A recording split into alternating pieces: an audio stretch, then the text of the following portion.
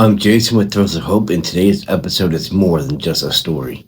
It's a warning, a wake up call, a chilling reminder of how human trafficking happens in ways that many people never expect. A woman who was kidnapped, drugged, and being trafficked fought for her life on the Pennsylvania Turnpike and survived, not only because she made a split second decision that saved her own life. According to an affidavit of probable cause filed by Pennsylvania State Police, the woman, who was Canadian, had been taken by two men identified as Edgar Jesus Espinosa, 27. I'm Jason with Threads of Hope, and today's episode is more than just a story. It's a warning, a wake up call, a chilling reminder of how human trafficking happens in ways many people never expect. A woman who was kidnapped, drugged, and being trafficked fought for her life on the Pennsylvania Turnpike and survived only because she made a split second decision that saved her own life. Wednesday, November 19th, 2025. According to an affidavit of probable cause filed by Pennsylvania State Police, the woman, who is Canadian, which she had been taken by two men identified as Edgar Jesus Espinosa Gamboa, 27, of Denver, Colorado, and Jose Antonio Hernandez, 30. Both men now face charges including human trafficking, simple assault, and terrorist threats. Her nightmare began when the men picked her up from her uncle's home. She said it was located in Missouri. They told her that her boyfriend in Mexico asked them to bring her back to Canada for $2,000. But as the long drive continued, the story changed, their intentions changed, and the danger became crystal clear. During the trip, she began feeling sick. She told police she believed the men were drugging her, even blowing some type of dust onto her face, which kept her unconscious because she kept waking up, feeling the substance on her skin.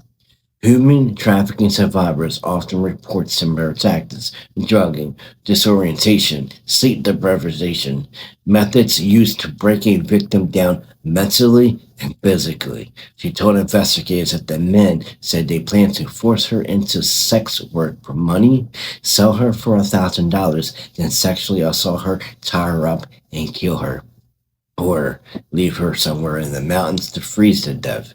As they made these threats, they pulled out electrical stun guns to intimidate her. And at this point, she knew she wasn't going home. She was being transported, she was being trafficked. And as the men traveled east toward Pennsylvania, they approached the Blue Mountain Tunnel on I-76 in Lurgan Township at around 5:40 p.m. Wednesday, again, November 19th. A state trooper monitored the tunnel crossover, saw the man's vehicle swerve out of the tunnel, cut across the lanes, and slam into the median. Inside that car, chaos. The passenger, Espinosa, was bleeding heavily from the multiple stab wounds to her neck and back. The driver shouted, "La Chica stab, run across road," but she wasn't the problem. She was escaping. Those stab wounds were her only chance.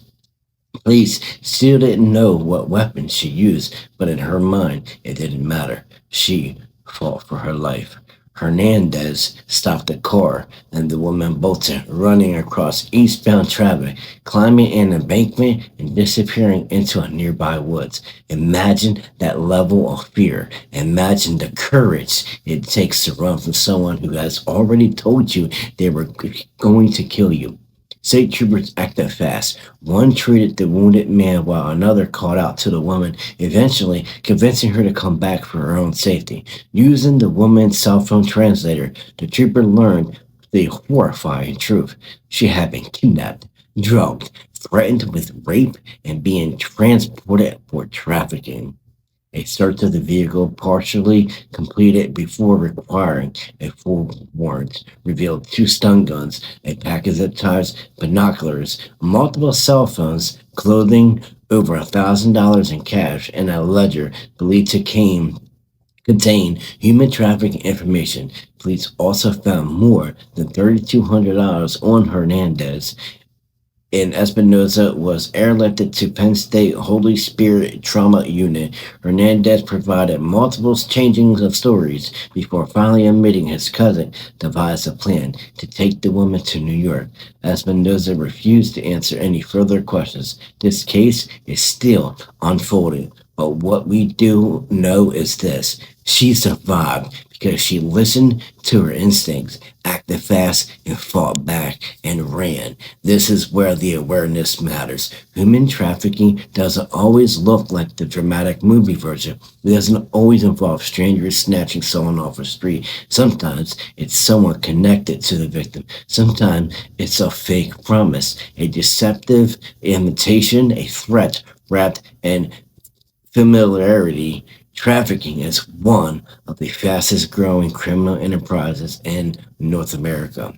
The victims are often moved across states, across borders, hidden in plain sight on highways like the Pennsylvania Turnpike. So here's what we need to remember: trafficking victims are frequently drug manipulated or controlled.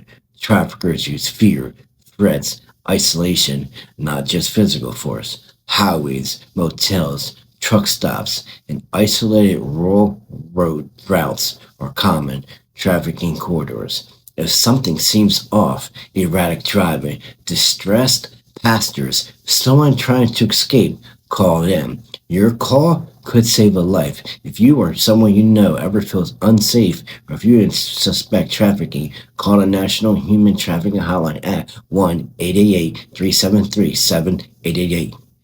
You could be the difference between someone disappearing forever, someone getting another chance to live. Today's story could have ended in tragedy, and instead, it ended with a survivor, and her bravery reminds us why we have to keep talking about trafficking, why we have to recognize this science, and why every one of us has the power to help bring victims home alive. As we wrap up today's episode, remember this: human trafficking doesn't always happen far away. It happens here, in our communities, on our highways, in our states, and in the quiet moments when no one else is watching. But awareness is powerful. Speaking up is powerful, and refusing to look away is powerful. One woman survived because she took a chance and fought for her life and encountered people who listened. We can all be that person who listens. We can all be the voice that speaks up when something else doesn't seem right. If you ever suspect someone is in danger or being trafficked, trust your instincts and report it. You could save a life. Stay aware, stay compassionate, stay committed to protecting the vulnerable, because together we can make sure more victims become survivors and more survivors find the freedom and justice they deserve.